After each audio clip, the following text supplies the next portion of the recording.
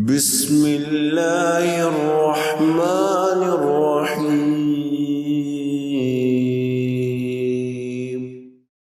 آپ صلی اللہ علیہ وآلہ وسلم کا ارشاد ہے، مومن ایک آنت میں کھاتا ہے جبکہ کافر 7 آنتوں میں کھاتا ہے۔ اس حوالے سے اہل علم اس حدیث کی تشریح بیان کرتے ہوئے فرماتے ہیں،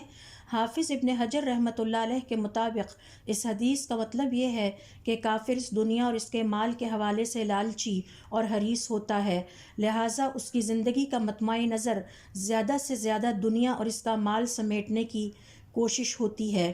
جبکہ صاحب ایمان صرف ضرورت کے مطابق اس دنیا سے لیتا ہے اور دنیا اور اس کے مال و اسباب کو جمع کرنا اس کی زندگی کا مقصد نہیں ہوتا۔ وہ دنیا سے صرف بقدر ضرورت فائدہ اٹھاتا ہے،